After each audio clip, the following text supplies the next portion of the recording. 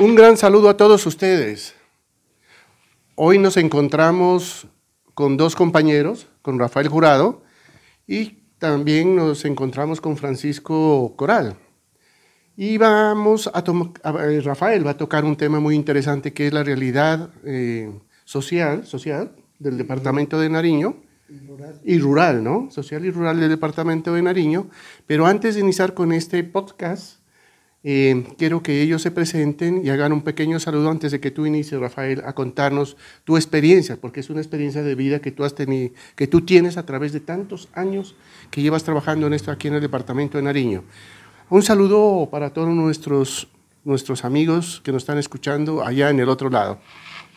Sí, qué gusto tener esta posibilidad, este espacio que lo hemos venido trabajando ya hace ratico con Francisco y con Rafael.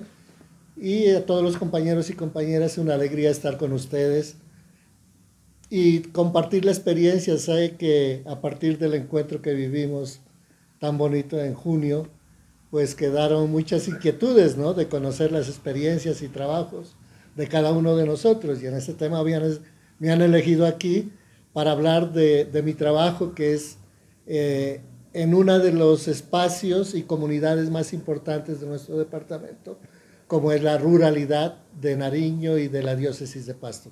Un gusto estar con ustedes, compañeros y compañeras. Buenas tardes, compañeros. Espero que se encuentren bien. Ahora tenemos la compañía de aquí, nuestro compañero Rafael Jurado, y también monitoreando todo como está nuestro compañero Rafael, que tiene la experiencia ya en estos asuntos de videos, para que nuestro amigo Rafael Jurado nos comente todas sus inquietudes que ha tenido, sus experiencias vividas en este campo nariñense que tanto recorre él, casi a diario se la pasa con las comunidades campesinas. Espero que esta experiencia, él nos va a contar, espero que esto les guste, las experiencias que nos va a contar. Bueno, Rafael, entonces, primero que todo, quisiera que nos cuentes cuánto tiempo tú llevas trabajando en este campo, dónde trabajas y qué sectores del departamento de Nariño estás recorriendo y cuáles son tus actividades, lo que decía Francisco, tus actividades cotidianas que tú tienes que realizar con estas comunidades. ¿Qué problemática encuentras tú en estas comunidades y qué soluciones a través de lo que tú estás haciendo estás llevando a estas comunidades? Eso más o menos es lo que quisiera que nos cuentes, Rafael. Sí, yo inicié el trabajo con la diócesis de Pasto aproximadamente en 1984. O sea, ¿ya cuántos años? Ya casi 38 años. 38 años, sí. 38 años. Y son de esas casualidades que a cada uno de nosotros se nos ha presentado en la vida. ¿Sí? Yo después de salir del colegio, por la necesidad de trabajo y velar por mis hermanos, habíamos perdido a nuestros padres después de nuestros grados. Entonces tenía 4 hermanos, ¿no?, que tenía que sacar adelante. Entonces me tocó trabajar y estudiar. Estudiaba en la noche, estudié contabilidad en el SENA, toda la parte pues contable, administrativa, para ganarme la vida durante el día, y en la noche pues estudiar. Y estando en este trabajo, de casualidad, hubo un evento que lo organizaba la diócesis de Pasto para jóvenes trabajadores, ¿no? Y entonces, bueno, me llegó la invitación. Yo trabajaba en la cooperativa del Ministerio de Obras Públicas como auxiliar de contabilidad en ese tiempo. ¿Ya eras contador? Sí, lo que equivaldría hoy a ser contador, ¿no? Contador público. Sí, exactamente. Entonces, estando en ese trabajo, llegó una invitación ahí a la cooperativa porque era muy grande el tema de todos los asociados que trabajaban en las carreteras, ¿no? Nariño, Putumayo, ¿no? Eran asociados a una cooperativa y yo trabajaba ahí como auxiliar contable. Y llegó una invitación para un encuentro con jóvenes trabajadores. Llegó eso ahí al Ministerio Distrito de Nariño y me llegó. ¿Tenía algo que ver con el INVIAS? Sí, no, exactamente. Con el INVIAS. Lo que hoy es INVIAS, ¿no? Sí, sí. Sino que en ese tiempo pues tenía caminos vecinales. Tenía zona de carreteras. Zona de carreteras. Zona de carreteras. Porque tenía toda la maquinaria amarilla que llaman hoy para el mantenimiento de las vías, ¿no? Sí, bueno. Entonces yo fui a ese encuentro, que organizaba un sacerdote que trabajó mucho por la clase obrera en Pasto, en Nariño, ¿no? Entonces me llegó esa invitación, yo asistí y me llamó la atención que había mucha gente joven trabajando y muy cercana a la diócesis de Pasto, ¿no? Entonces conocí a un sacerdote que no sé si muchos de ustedes lo recordarán, que es un famoso líder social, ahora ya está un poco retirado por su avanzada edad, que era el padre Luis Antonio Gallardo. Y él fue el que trabajó, recuerdan ustedes la época del 70 y del 80, ¿no? Que era un gran líder social cuando había todas movilizaciones en Nariño frente a la refinería, ¿no? Sí, señor. Sí, que no se construya en la costa, sino que sea en Tumaco. En Tumaco. Sí. Sí, era liderado también por nuestro padre Luis Alfonso Muñoz. Sí, también. Que también sí, participaba en eso. Nos sacaban incluso nosotros como estudiantes de bachillerato en San Felipe a hacer las manifestaciones de refinería obrera. Sí. Juan Leones, tienes No, que acercar. sí. Y recordamos a propósito de eso, ahí viene un poco también mi conectividad en el tema, ¿no? Cuando yo estaba en el colegio, les cuento que mi papá fue administrador de la hacienda de la Loma en Huesaco, ¿sí? Entonces estaba muy ligado mi familia. Mi papá era familiar del padre Aníbal Enríquez Jurado, ¿sí? Recordémoslo, era primo, ¿no? Primo de tu papi. Sí, era primo de mi papá. Entonces había una conexión, pero me llamó mucho la atención cuando yo conocí pues la historia de mi papá en el trabajo con campesinos ahí en la hacienda La Loma. Entonces yo conocí de cerca el trabajo que hacía nuestro rector, el padre Luis Alfonso Muñoz, que era increíble, ¿no? Como un rector, un sacerdote, animaba a los campesinos de la hacienda de la Loma para que adquieran ya su propiedad de la tierra, ¿no? O sea, como una especie de incorar. Sí, exactamente. ¿No? Antes de que haya la reforma agraria, imagínense ustedes, ya la comunidad filipense, liderada por... ¿Entregó? Comenzó a entregar, ¿no? Parcelarlas. A parcelar la finca y a entregarle a cada familia campesina que durante muchos años habían trabajado ahí. Y mi papá me contaba que ese era uno de los diálogos que tenía con la comunidad filipense, de decirles, oiga, ¿por qué a los campesinos y campesinas que trabajan en la finca tengan la posibilidad de tener su propia tierra, ¿no? No ser parceros, porque el nombre de parcela, que utilizamos mucho en Nariño, no utilizamos la palabra finca, porque es muy grande, ¿no? De varias ¿La hectáreas. parcela de cuánto? ¿Qué Sí, más o menos de 3 hectáreas hacia abajo, ¿no? Sí, entonces era 3 hectáreas, 2 hectáreas, 1 hectárea. Pero en ese tiempo, muchos de ellos que tenían unas posibilidades adquirieron más de las 3 hectáreas o 2 hectáreas, que era la posibilidad de la negociación. Entonces el padre Luis Alfonso Muñoz hacía movilizaciones en Huesaco con los campesinos frente a la comunidad para hablarle un poco. Y él era parte de la comunidad. Claro, ¿no? pues era el Y era rector. en contra de la comunidad. Claro, era el rector y el superior, ¿no? Claro. Entonces llamaba la atención a nivel interno, hubo pues ahí unas dificultades con la comunidad. Con la comunidad, porque no estaban de cómo vamos a entregar una finca que es bonita, ¿no? de la comunidad de los filipenses, ¿no? Entregarle a los campesinos. Pero realmente fue una labor grande que hizo el padre Luis Alfonso Muñoz y que muchas familias ahora pues tienen dignidad humana porque tienen su finca, su parcela ya y construyeron sus casas, mejoraron y pudieron vivir mejor.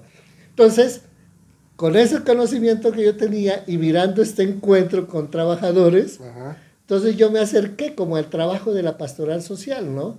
¿Sí? ¿Qué es pastoral social? Sí, la pastoral social es la acción de la iglesia en el campo social. Es decir, sabemos nosotros todos que la diócesis o las diócesis en Colombia, la iglesia en el mundo trabaja en la evangelización, la catequesis, los sacramentos, las eucaristías, las fiestas patronales.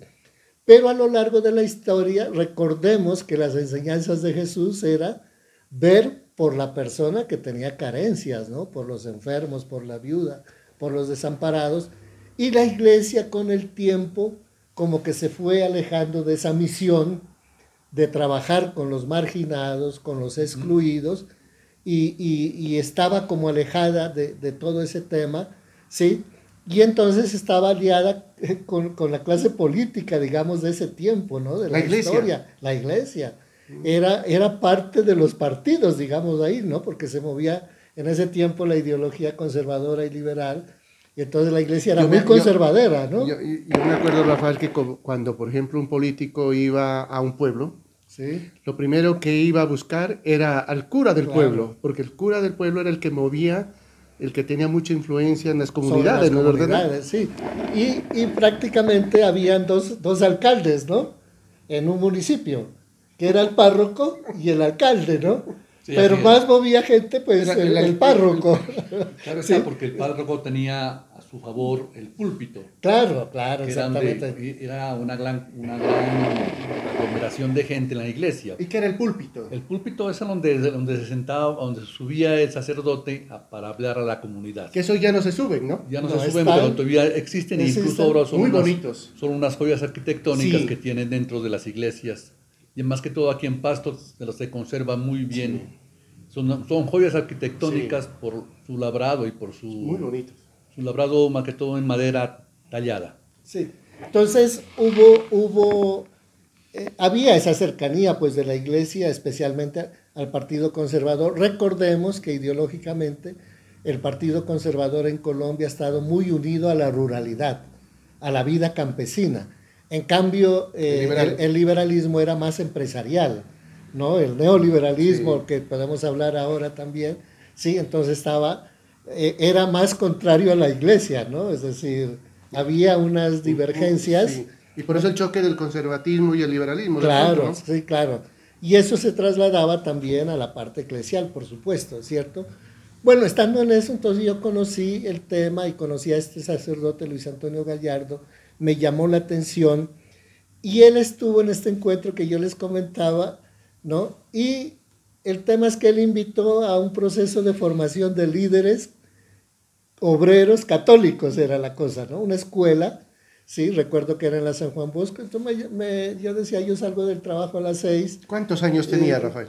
Yo tenía en ese tiempo 18 años, 19 años, ¿no? 18, 19 sí. años.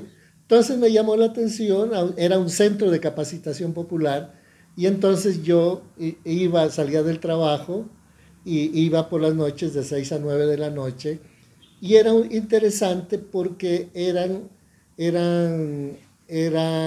profesores de la Universidad de Nariño, ¿no? Que dictaban sociología, trabajo social, etcétera, etcétera, ¿no? Entonces me llamó la atención esa vaina del trabajo de la iglesia en lo social, ¿sí?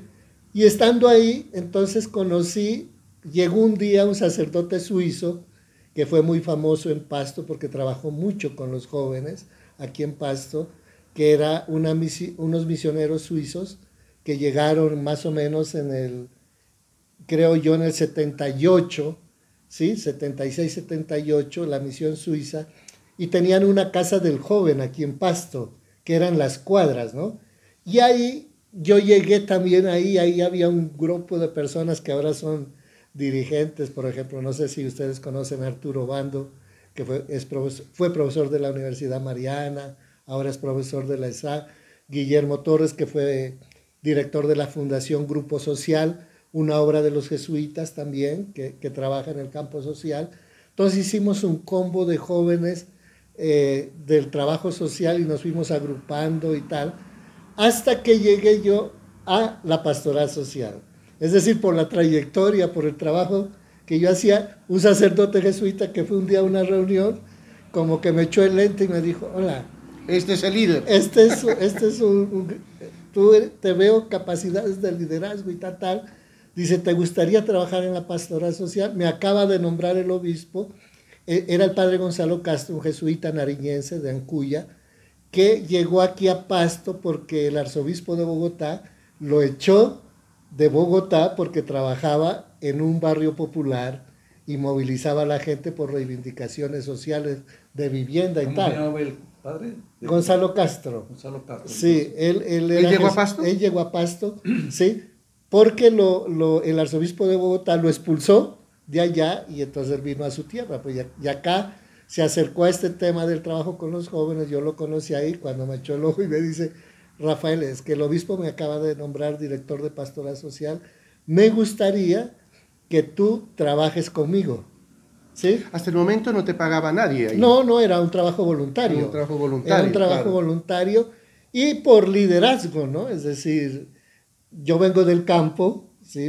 Yo soy de Boesaco, mis papás de Boesaco, por eso conozco muy bien la historia de la Loma. Cuéntales qué es Boesaco, porque de pronto lo van a ver en muchos sitios y dices Boesaco, ¿y eso qué es? Sí, es un municipio, uno de los municipios del departamento de Nariño, que queda 30 minutos hacia el norte de la ciudad de Pasto, cuando uno va a la Unión.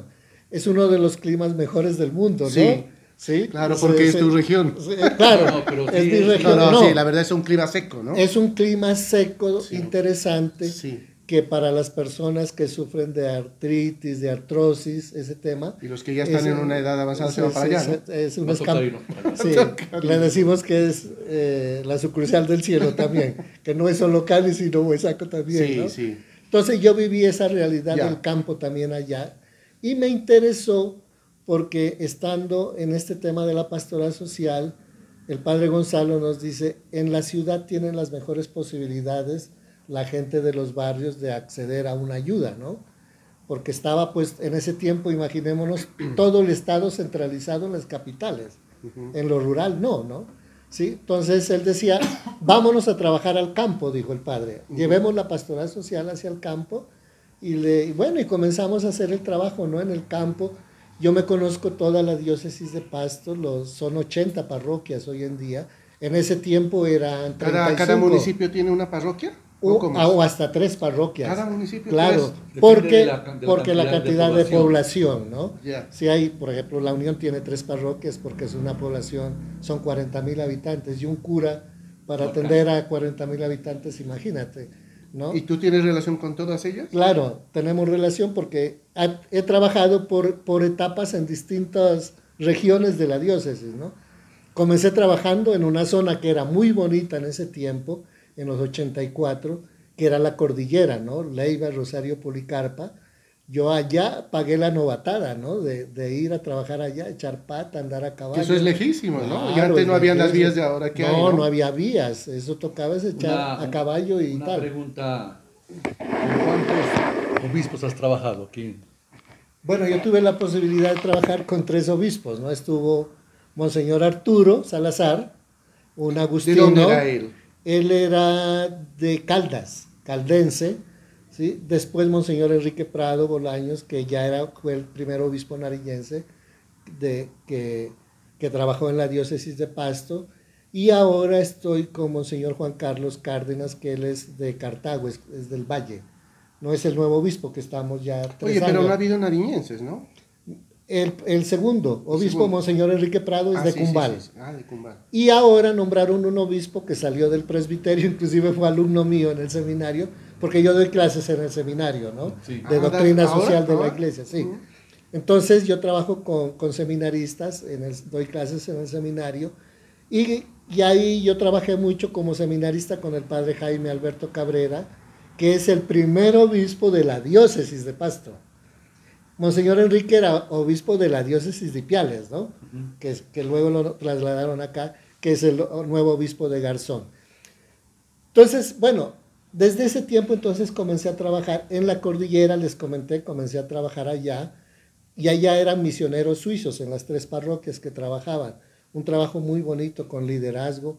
Entonces, Bueno, pero ¿qué hacías? Tú llegabas allá, bueno, te pegabas unas caminadas increíbles Sí. de horas, días, me imagino, porque eso es con esos calores impresionantes, subidas, bajadas, la topografía es muy difícil. Llegabas allá y ¿qué hacías? sí, uno de los contextos que tenemos a nivel rural, en el departamento de Nariño, era que los jóvenes y las personas adultas que habitan nuestras regiones del departamento de Nariño, hermano, sufrían un analfabetismo impresionante, a duras penas, primero, segundo de primaria. Entonces, O sea, no sabían leer, escribir. a duras penas leer y escribir, y con una baja capacidad de liderazgo. El padre dijo, hermano, váyanse a vivir allá al campo, ¿sí? Estén con la gente, conozcan a la gente. En ese tiempo, ese proceso le llamábamos de inserción, ¿no? En las comunidades, ¿sí? Entonces, uno ir a convivir allá. Para mí se me facilitaba mucho porque yo vengo del mundo rural, entonces la conectividad con la gente era impresionante. Yo me les metía a la cocina, ¿sí? Charlábamos, uy, eso nos cogía las charlas 10, 11 de la noche, increíble, era muy bonito. ¿no? Y las historias de ellos que tienen impresionante, ¿no? Pero una de las grandes debilidades que tenía el sector campesino era la baja capacidad de liderazgo, ¿sí? Es decir... ¿Y no había una conexión entre ellos y, digamos, las instituciones? No, porque no había, imagínate, ¿no? Institucionalidad no había, ¿no? que haga presencia a nivel rural, era muy débil, ¿no? Perdóname, es bueno que expliquemos en dónde queda esa parte que trabajabas. Policarpa, me decías. Sí. ¿Qué otra parte? En este momento esas zonas son zonas que están bien marginadas y son de difícil manejo por su condición de seguridad. Una cosa que debemos explicar, que en Nariño hay 3 diócesis, ¿no? Está la diócesis de Tumaco, está la diócesis de Ipiales y está la diócesis de Pasto. Tumaco, pues, es toda la parte de la costa pacífica, ¿cierto? Y Ipiales es la zona andina, digamos, ¿no? Que hace la conexión entre la costa y la zona andina. Y luego está la diócesis de Pasto, ¿sí? Imagínense ustedes que históricamente, en 1800, ¿sí? Cuando se formó la iglesia, era increíble, se necesitamos muchas horas para contar el tema, ¿no? Pero brevemente, imagínense que el proceso de evangelización llegó con los conquistadores por el Perú. Entonces, la diócesis de Pasto... ¿No llegó por el norte? No llegó por el norte, llegó por el sur. Porque uno lee y estudia que llegaron por el norte. Sí, pero las primeras entradas fue por el sur. Por el sur, ¿no es cierto? Y había la otra entrada por la costa, pero no, ellos no penetraron tanto como los del sur, que iban subiendo en busca del dorado. Recordemos ese tema, ¿no? Del dorado, el oro, ¿no? Entonces, esta primera evangelización, digamos, y para recordar que la primera iglesia en el sur de Colombia fue lo que hoy es San Juan, era la catedral primera de Pasto, ¿no? Entonces, toda esta región en el tema de evangelización... San Juan es una iglesia. Es una iglesia, sí, que está en el Parque de Nariño. Entonces, todo este proceso de evangelización la coordinaba un obispo desde Lima, Perú, hasta acá, imagínense ustedes. Luego, cuando fue penetrando el tema de evangelización, llegó al Ecuador, entonces ya la diócesis de Pasto, la iglesia, no era diócesis todavía, la iglesia perteneció a Quito, ¿sí? Cuando ya se fue conformando Popayán por el tema de la lucha de los libertadores en Popayán, entonces allá ya hicieron una diócesis del Cauca, del Popayán, entonces Pasto perteneció a Popayán.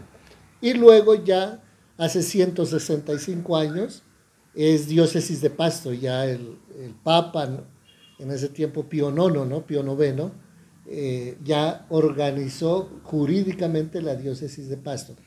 Pero involucra ¿qué tanto? En ese tiempo, imagínate, hace 165 años, la diócesis de Pasto era Nariño, el Putumayo, Caquetá y el Amazonas. No, inmenso. Inmenso, hermano. ¿Qué obispo va a recorrer esa vaina?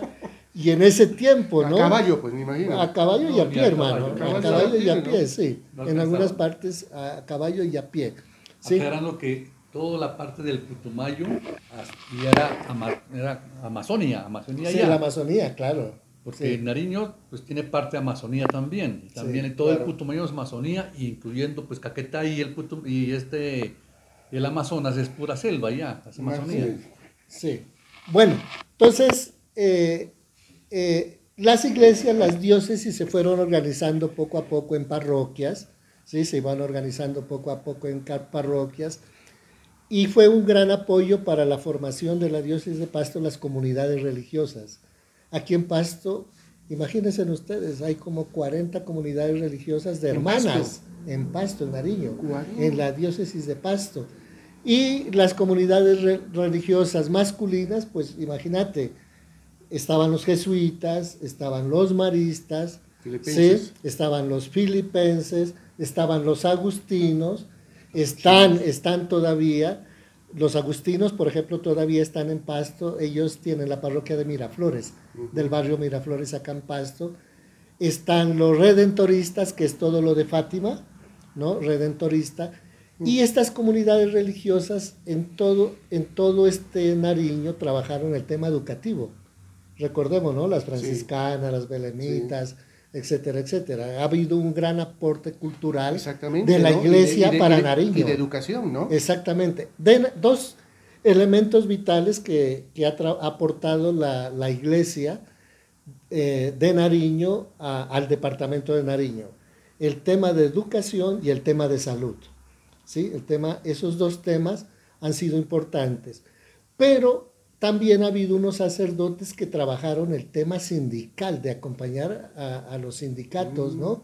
Entonces había unos sacerdotes, los hermanos Sáenz, por ejemplo, Luis Ernesto y Chucho Sáenz, que su papá era sindicalista, ¿no? ¿Sí? Entonces la iglesia, y había un padre que era Sofonía Ramos, ¿no? Que trabajó el sindicalismo fuertemente en Nariño. Él fue el que originó UTRAN, el primer sindicato de aquí, la Unión de Trabajadores de Nariño. Entonces, imagínate, la iglesia siempre ha tenido un contenido social, además del pastoral, de lo que estamos hablando. Sí. Entonces, la pastoral social es la acción de la iglesia que aporta la transformación de la realidad de comunidades campesinas o grupos vulnerables acá en la ciudad. La pastoral social, bueno, está aquí en el centro, es uno de los edificios que comentamos un poco, ahora que ustedes tengan la posibilidad de leer nuestro informativo, ¿no? Sí, la historia de un obispo excelente que también contribuyó mucho a la arquitectura urbana de aquí de la ciudad. ¿Quién fue? Es un obispo español, Monseñor Puello de Val, ¿no? En este informativo del mes de abril aparece la historia de este señor obispo, para que ustedes se enteren de quién fue. Sí. A ver, para las personas de pronto que no saben qué es el informativo, y eso qué es, ¿no? El informativo, nosotros nos reunimos unos compañeros y estamos sacando cada mes, ¿no, Francisco? Cada mes estamos sacando un informativo en donde se tocan muchos aspectos de Nariño, donde está la parte cultural, la parte religiosa, ¿qué más?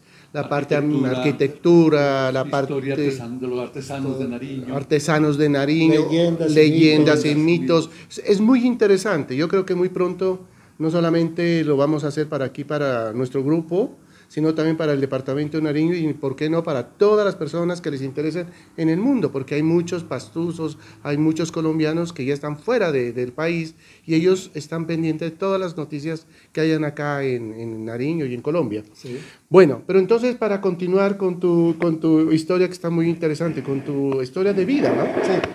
Entonces, bueno, esa es un poco la historia de la acción social de la iglesia, y por eso hay la pastoral social, ¿no? Que solamente es una institución grande, tan grande como la diócesis de Pasto. Trabajamos, compañeros y compañeras, 60 profesionales ahí en distintas obras sociales.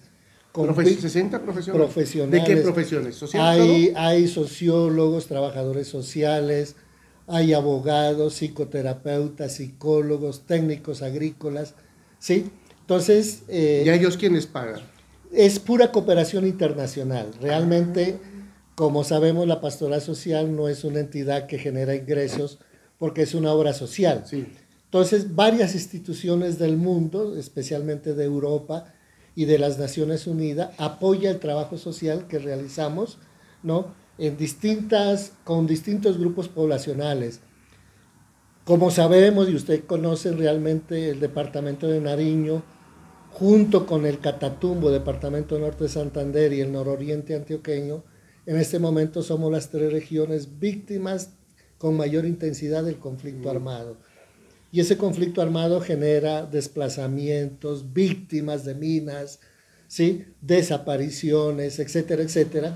Entonces, en la pastoral social tenemos la posibilidad de acoger y acompañar estos procesos de reivindicación de derechos de estas personas que son víctimas del conflicto. pero también tenemos programas o procesos sociales que acompañamos.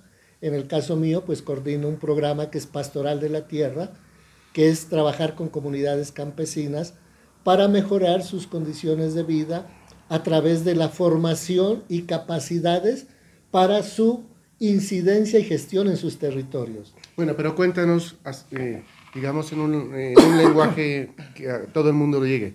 Tú llegas allá, reúnes a la gente y cuál es, cómo inicias tu proceso de capacitación y de sí, seguimiento y todo lo que tienes que hacer. Sí, entonces una de las riquezas culturales que tenemos en la zona rural es que en las comunidades rurales se conforman por iniciativa propia diversidad de grupos, ¿sí? Bueno, sabemos que la principal agrupación que tiene una comunidad veredal es la Junta de Acción Comunal, pero hay asociación de padres de familia, hay gremio de cafeteros, hay ambientalistas, ¿sí? Entonces hay diversidad de grupos en una vereda. Aislados de pronto, ¿no? Claro, cada uno trabajando por su propia reivindicación. Sí. El trabajo nuestro es cómo cualificamos esos liderazgos de esas organizaciones.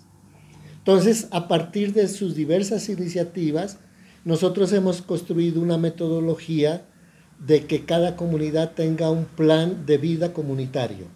Es decir, cómo hacemos el esfuerzo de reunir a todos estos grupos y soñarnos cómo quieren su comunidad en 10, una 20 visión años. de futuro. Una visión de futuro. Entonces, miramos qué iniciativas tienen en las dimensiones del desarrollo social, política, económica, cultural y ambiental. Y esas iniciativas, cuando las vislumbramos en asambleas comunitarias, eso es una fiesta bien bonita, porque reunimos, hacemos una olla comunitaria. ¿Qué es una olla comunitaria? Una olla comunitaria, bueno, es tener primero es una olla grande para hacer un sancocho para 100, 200 personas. Imagínate. Y para eso se ponen las tulpas. Sí. A las tulpas. Exacto, la tulpa, la leña. Las piedras. Sobre la tulpa se pone la olla. Y la gente, cada una de su... Lleva sus cosas. Lleva sus cosas de su finca, el plátano, la yuca, las frutas, la panela, la gallinita, o a veces matan marranito, entonces el chicharrón y toda esa cosa. Es una fiesta colectiva de articulación social y nosotros aprovechamos para ahí hacer una escuela de liderazgo, ¿sí? Entonces la escuela de liderazgo trabajamos el fortalecimiento de que los líderes tengan las capacidades humanas para ejercer su liderazgo y hacer gestión ante el Estado local y la presencia de instituciones que hay en los territorios, ¿no? Sí, está el SENA, está Corpo Nariño. Invitan al SENA. Claro, exactamente. Se los invita para que escuchen y vean cuáles son las necesidades que tiene cada comunidad campesina y a partir de ahí miramos. Si quieren mejorar la parte productiva, entonces al SENA que tienen el trabajo de cualificar el tema productivo y ambiental, ¿no? Ambiental, ¿sí? Corpo Nariño. Sí, Corpo Nariño, sí. Pero nosotros también, como Pastoral de la Tierra, tenemos profesionales que conocemos, que los acercamos a los procesos para mejorar sus condiciones de vida. Por ejemplo, recordemos que en los años 70 y 80, cuando recién estábamos graduados, y en esa época era muy fuerte la bonanza cafetera. Nariño, compañeros y compañeras, tiene 40,000 familias campesinas cafeteras en cada uno en el momento, en cada uno de los municipios de clima caliente, ¿no? Clima medio y clima caliente, 40,000 familias que se dedican al cultivo del café, ¿sí? Entonces, en ese tiempo, hubo un tiempo que la bonanza cafetera, como está hoy estamos en una bonanza cafetera, ¿no? Imagínate que a lo largo de 10 años atrás, 15 años atrás, la libra del café, cuando la cosechan y la entregan seca al que comercializa, ¿no? Valía 5,000, 6,000, 7,000 pesos, ¿no? La libra. Hoy está a 27,000 la libra, ¿sí? Y es un café de buena calidad. Es el café mejor del mundo, dicen, es, ¿no? El café, más uno suave. De los mejores del mundo, porque es un café de altura. Y suave, ¿no? Estamos a más de 1,000 metros cultivando café y tiene un elemento vital que nosotros recuperamos, compañeros, en el trabajo de Pastoral de la Tierra. Que antes, cuando hubo la primera bonanza cafetera, vino el modelo de desarrollo económico que era fundamentado en el monocultivo. ¿Sí? Entonces, hoy en día prima un modelo que le decían en ese tiempo, cuando teníamos todas las posibilidades de tener todo para la olla diariamente. Es decir, cuando uno conversa con un campesino de ese tiempo, dice, yo les preguntaba, ¿y ustedes cuando salen al pueblo los domingos a hacer el mercado, qué compran? Lo único que no hemos podido fabricar, ¿qué les decía? La sal. Lo demás lo teníamos allá, las gallinas, la panela, el plátano, la yuca, ¿no? Los frutales. Pero al llegar el tema de la bonanza cafetera, rozaron de tajo la soberanía y autonomía alimentaria y dejaron el café. Y entonces los técnicos de ese tiempo, el modelo, les decía, no se jodan cultivando frijol, cultivando maíz, cultivando yuca. Lo que da es el café. Sí, solo dedíquense al café y con el café compran todo lo que ustedes antes se jodían trabajando esa vaina, así les decían. Pero cayó el tema porque poco a poco el tema del café fue invadiendo a otros países. Entonces, por ejemplo, Brasil, la India, ¿no? La India, hoy en día, increíble, hermano. Vietnam es uno de los mejores cafés del mundo. La China va a incursionar en el tema, inclusive hoy en día hay técnicos cafeteros que saben del cultivo del café en la China, ¿sí? Haciendo asesoría técnica. Me imagino que muchos nariñenses han ido allá a enseñarles a los chinos cómo es y después nos quitan el negocio de los otros. Imagínate ustedes que hace años atrás los mejores catadores eran pastuzos, nariñenses. Ahora es una japonesa. La mejor catadora de café del mundo es una japonesa, increíble. Y antes eran nariñenses. Y antes eran nariñenses. Entonces, el tema pasa que fuimos trabajando nuevamente. Oiga, ustedes tendrían un mejor café si hay diversificación. Es decir, misceláneas. Sí, exacto. Es decir, cómo el café, ¿no? El café tiene que tener unos aliados alrededor. Que no sea un monocultivo. Que no sea un monocultivo. ¿Como el plátano? No, imagínate, ¿no? Los cítricos, naranja, mandarina, limón, ¿sí? Y flores. Porque el tema de se me fue la palabrita de... Para controlar las malezas. No, para que florezca la mata de café necesitamos las abejas. La polinización. La polinización. Entonces, si hay diversidad, el café es mucho mejor, tiene varios sabores. Imagínense ustedes que una finca, el tema del café, puede dar 100 sabores distintos. Una finca. En una sola finca. Parcela. En una sola parcela, si hay diversificación, puede dar un sabor de café con más de 100 sabores. Y el catador, que hay catadores ahora jóvenes, ahí en la Pastoral Social tenemos un laboratorio donde un día vamos a conocerlo. ¿Sí? ¿Y podemos hacer una filmación allá? Sí, podemos hacer una filmación allá. Para cómo catan el café, ¿sí? Y le dicen este café, por ejemplo, hay avances tecnológicos hoy en día en el tema del café. Anteriormente había una máquina que se lo molía el café. Y tomaba el tintico uno que... Sí, no, para moler el café una vez lo cosechaba, ¿no? Se lo molía, se lo lavaba, ¿sí? Y esa agua miel que salía de lavar el café produjo unas consecuencias ambientales de contaminación de microcuencas. De los ríos. De los ríos, porque eso es veneno fuertísimo, hermano. ¿El café? Sí, la baba del café. La baba del café, ¿sí?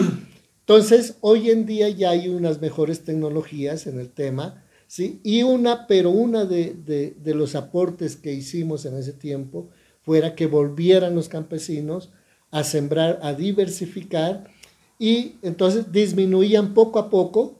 Decía, bueno, este año, Rafael, voy a cortar 100 palos de café y voy a sembrar nuevamente yuca, plátano. Entonces, poco a poco y el café fue adquiriendo un mejor valor porque tenía un sabor mejor. Un mejor sabor, ¿cierto? Y hoy en día hay 500 familias que exportan café directamente promovido por la Pastoral Social. Entonces, hay unos elementos de mejorar los ingresos. ¿Y ustedes les buscan la Pastoral Social? ¿Les buscan el mercado? ¿El mercado internacional? Sí, y especialmente con con el gremio de cafés, de compradores de café en Estados Unidos. El café va allá, ¿no? Se lo vende directamente ya sin la transición de la intermediación de la Federación de Eso es lo que se Cafeteros. queda en la plata de ellos, ¿no? Se queda allá, hermano. Sí. Y esa plata, ellos, cuando allá catan el café, ven que es el mejor, devuelven unos incentivos, ¿no? Se lo compra el café al precio del día, pero cuando la empresa en Estados Unidos ya cata el café y ve que es de buena calidad, viene un sobreprecio que favorece a la familia campesina, ¿no? Bueno. Llega Hola, directamente a ellos. qué actividad Sí. social tan increíble. Sí, es interesante el trabajo que estamos realizando en ese tema, pero además también yo trabajo con 140 líderes, ¿sí? que me apoyan en el trabajo en cada una de las comunidades, que ya tienen capacidades de dialogar directamente con el Estado, con los alcaldes, con el gobernador, con la UMATA, la Oficina de Desarrollo Comunitario, con las entidades que hacen presencia en los territorios, Federación de Cafeteros. Entonces, hoy hay un nuevo liderazgo que trabaja por el bien común de sus comunidades. Un día, yo le decía a Francisco y Rafael, podemos darnos Que una Rafael vuelta. también soy yo, es Sí. Rafael y Rafael. Sí. Podemos ir a conocer fincas, Gracias. ¿no? de ellos para que miren un poco la realidad del campo. Sí, de tal manera Oye, que pero ese no es el solamente trabajo. es con el café, o solamente... No, hay productos? otros productos, claro. Hay otros productos. Oye, a mí me gustaría que algún día el chontaduro, por ejemplo. Sí, el tema del chontaduro. El chontaduro lo veo que puede ser una gran, Sí. una gran fuente de ingresos para Sí, la gente, pero ¿no? el tema del chontaduro, Rafa, es que necesita más de 35 grados y no los tenemos esos acá. De pronto la costa. Sí, eso es el del clima Putumayo. húmedo. Y el Putumayo es ah, donde- no, Claro. no es en Tumaco. No. Es En Tumaco es posible que haya Pero chontaduro. no hay chontaduro. Allá en el Tumaco. Sí, como ya más tienen es en el tienen un Putumayo. cultivo en el Tumaco que es la palma Africana. africana. Sí. Entonces, no, porque es la que está ahora rimando en ese sentido. Oye, qué Sí. interesante, Rafael, lo que tú estás haciendo. Sí. Entonces, este trabajo, ahora, esos son los gloriosos, ¿no? Pero también hay dificultades para este trabajo. Realmente, el avance, sabemos que hay un estado indolente en Colombia, es un estado que para nosotros los nariñenses realmente estamos lejos todavía del centro del país. Sí, Somos otro país. Sí, es decir, el 80%, el 90% de las mejores carreteras que hay en el país son ahora desde Popayán hacia el norte. Nosotros no tenemos esas posibilidades para ser parte de los mercados nacionales e internacionales. Imagínate que el puerto de Tumaco pudiera ser mejor que el de Buenaventura, pero dada los relegados que estamos del poder central, todavía somos un estado centralista. Hay muchas comunidades que se pudieran vivir en esas condiciones de dignidad humana, Que no pueden sacar sus productos. pero que no pueden sacar sus productos. No tenemos, como pastoral social, no tenemos toda la capacidad, digamos, para ayudar a toda la gente. Es para las familias más pobres que podemos ayudarlas, pero acudimos al Estado local, departamental, para que apoyen esas Es muy iniciativas, pero muy difícil, muy complicado por la politiquería, por la corrupción y por las amenazas, ¿no? Entonces el tema de las amenazas cuando uno trabaja por reivindicar derechos sociales es muy complicado, ¿sí? Toca bandearse uno, yo tengo que estar comunicándome permanentemente con los compañeros que trabajan allá, campesinos, cómo está la situación, quién está allá, podemos reunirnos, no nos podemos reunir, etcétera, etcétera. Entonces, esa es una labor grande de la iglesia y así en diversos campos. Imagínate, ahí en la pastoral se atiende a las víctimas de minas. ¿Sí? Nariño es el segundo departamento que tiene más víctimas de minas que explotan, ¿no? Y que la mayoría perjudica a campesinos. Y cuestiones de salud, digamos. Claro. Al explotar una mina, la persona o las personas que van ahí con ellos caminando por los caminos veredales pierden sus extremidades inferiores, sus brazos y nadie los atiende. Entonces la pastoral social tiene un equipo que trabaja con ellos para reivindicar sus derechos, llevarlos al hospital, Las desplazados, tenemos una casa de paso que atiende a 200 familias permanentemente Y les dan desplazados. todo. Todo se les da, la dormida Toda, en qué condiciones buena labor, dignas, alimentación, el tema de salud. Tratamos a través de los derechos de trabajo de abogados, de compañeros abogados y abogadas, de que los niños puedan ingresar a una escuela aquí en Pasto, que tengan un trabajo, asistencia en salud. Es complicado, ¿no? Sí. Entonces, la labor de la iglesia en Colombia, poco difundida, creo que para ustedes pues No. es primera vez que escuchan el tema. Uno solamente va a rezar y a pedirle, Sí. a pedirle a Dios que Sí, lo ayude, ¿no? claro, Pero que estas nos cosas, por haga- ejemplo, Sí. que nos hagan Son- un favor, ¿no? Sí. Pero yo no tenía Sí, conocimiento realmente de todo. hace parte que la iglesia difunda un poco más. Bueno, ahí siempre ha regido un tema que dice que tu mano izquierda No sepa. no sepa lo que hace la mano derecha, pero no, realmente mucha gente a veces criticamos la iglesia. Claro que hay dificultades, claro que... Pero Rafa, yo te cuento algo. Pero cada municipio tiene su emisora comunitaria que a través de ella pueden hacer alguna actividad o no. No, realmente las emisoras comunitarias no cumplen esa función, No, hermano. no. Porque tenemos entendido, y yo conozco un poco el tema de las emisoras, era un tema más cultural y social. Es decir, que las emisoras comunitarias estuvieran difundiendo. No sé si Francisco y tú, Rafa y compañeros, ustedes conocieron la historia de Radio Sí, Sutatensa. claro, yo estuve enterado de eso. ¿Sustatensa del Ecuador? No, de aquí de Colombia. ¿De Colombia? Era una emisora que había en las parroquias y que hacían trabajo de promoción humana integral, ¿no? Inclusive validaban la primaria por la emisora. ¿Por la emisora? Sí, por la emisora. Era a distancia. Enviaban las cartillas a las parroquias, y la gente que quería estudiar iba y pedía una cartilla, se matriculaba ahí en la parroquia, y había unos radios especiales que solo Solo cogían sintonizaban esa frecuencia, Radio un solo Sutatensa, un solo dial. Incluso es Sí. bueno aclarar que esas ondas radiales las compró Sí. Caracol. Sí, Y ahí es donde puso ahora su gran cadena Caracol, está basada en lo que tenía Sutatensa. Radio Sutatensa, que era, eso quedaba en Boyacá, quedaba Sí. la central. Sutatensa es un municipio de... Allá nació Boyacá. por la iniciativa de un curita que dijo, oiga, la gente acá no sabe leer y escribir, entonces yo voy a ahí en la casa parroquial, voy a hacer un salón para que salgan los sábados y los domingos, y conseguían profesores amigos para que les den alfabetización y puedan leer y escribir. Después se le ocurrió a este padrecito, dijo, oiga, yo puedo llegar a esta vaina a otras veredas. Entonces adquirió una emisora que le pusieron todos los problemas del mundo porque sin licencia, toda esa vaina, ¿no? Y después se fue difundiendo, era un programa nacional de la Conferencia Episcopal de Colombia y había 40 emisoras en el país que trabajaron por la alfabetización, había charlas de sacerdotes, de psicólogos, etcétera, etcétera, educadores en el tema de formación en valores. Luego se entró en el trabajo ambiental, productivo, entonces Pero eso se terminó. claro, la porque Sutatensa. ya no se pudo sostener Económicamente. y además políticamente no le convenía, ¿sí? a los gobiernos de ese tiempo y poco a poco les fueron pidiendo y exigiendo temas de pago, de impuestos, ¿no?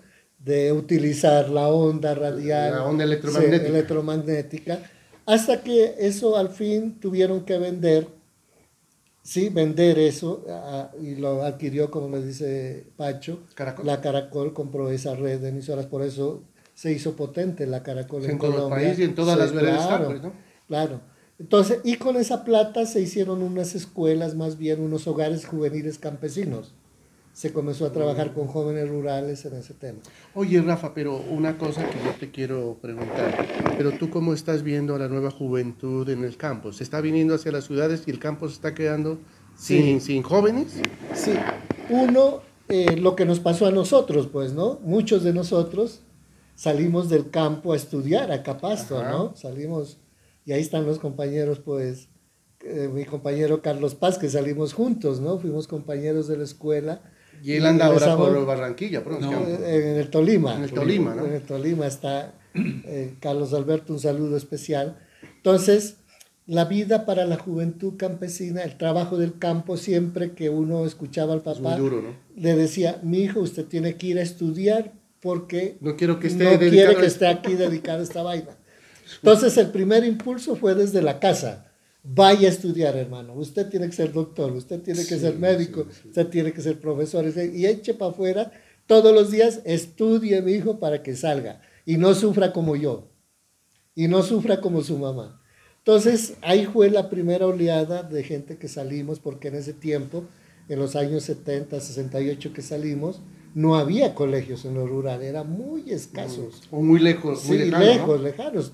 A nosotros, afortunadamente, aquí a Huesaco estábamos a 30 minutos, ¿no? Pero imagínate, Para venir 30 aquí a minutos. Pasto. Pero creemos que en esa época no era la carretera que Claro. hasta ahora. Sí, sí. Que ahora pues es una carretera buena que va a Huesaco. Sí. Antes tocaba por la parte, era una carretera destapada que iba... ¿De herradura? Sí. No, era una carretera firmada, ¿Sí? Sí, sí. pero que luego salía a La Unión. Acuérdense Sí. que para ir a Bogotá se iba por La Unión. Ahora Esa ya era es, la antigua carretera al norte. ahora ya con una carretera nueva, pues No, es entre que ahora es comillas, diferente, pues, ¿no? Claro, pero sí, que sí. no es la maravilla todavía, que esos son se acaba de derrumbar y duramos aquí como Sí. casi Estamos 15 días bloqueados por todos lados. Sí, entonces mira, la vida de una familia campesina Muy con la duro. cual que yo trabajo, que tiene menos de una hectárea y media, para sostener la educación de los hijos es muy difícil. No El alcanza. ingreso promedio. No alcanza el mínimo, no alcanza el mínimo. El tema del café es anual, ¿no? Es cada año. Pero ellos tienen que cubrir deudas que por los abonos. Entonces, lo que hemos logrado con el tema de sus ganancias, entre comillas, del tema del café o de vender otros productos. Bueno, algunas familias, por ejemplo, que tienen escasez de tierra, procuramos que tengan un proyecto de cría de cuyes, de gallinas, de pollos, ¿sí? De marranos, para que pueda mejorar sus ingresos. Pero para sostener a un joven en la ciudad es bien complicado, o que pueda acceder. De 100 jóvenes rurales, 3 pueden ingresar a la universidad. Imagínate la exclusión tan macha, ¿no? Entonces, ¿qué hacen ellos? Buscar otras posibilidades en lo urbano. Entonces salen fuera del departamento. ¿Y qué vienen a hacer aquí, Rafael, por ejemplo? ¿Se vienen del campo y qué hacen aquí? Muchos son empleados de vigilantes, trabajan en el mercado, ¿sí? Son personas que hacen trabajos, digamos, en lo rural o en lo urbano. Construcción, por ejemplo, el tema de construcción, de oficiales de construcción, mototaxismo, etcétera, etcétera. Otros se van a Cali, emigran fuera del departamento. Entonces el campo se está quedando solo y ya está quedando con personas adultas de mayores de 50 años, ¿no? Que ya el tema y ya no pueden trabajar ya tampoco. no pueden trabajar, ¿sí? Entonces, la vida de los jóvenes campesinos es cómo sostenemos los pocos que se quedan, porque se quedan algunos, pero son muy poquitos, ¿no? Y con ellos trabajar, apoyamos desde el proyecto que nos financia la Iglesia Alemana, procuramos apoyarles iniciativas para que ellos tengan un emprendimiento y puedan subsistir y vivir, ¿no? Porque ya tienen su familia, sus hijos, entonces, ¿cómo ayudamos a ellos, no? Es el tema, ¿sí? Entonces, esa es una labor que hacemos. Bueno, Rafa, yo pienso que ya tenemos que ir terminando. Ha sido muy interesante, pero yo quisiera... Yo pienso que, perdóname, Rafael, Rafael tiene mucho que contarnos, exactamente. Entonces yo creería que esta es la primera parte de una serie de conferencias que estaremos aquí difundiendo con los compañeros para que Rafael también se siga preparando para seguirnos dando esta cátedra. Sí, porque esto ha sido para nosotros algo muy instructivo. Yo personalmente no tenía ni idea. Sí. Porque Rafael está trabajando la parte, digamos, norte del departamento.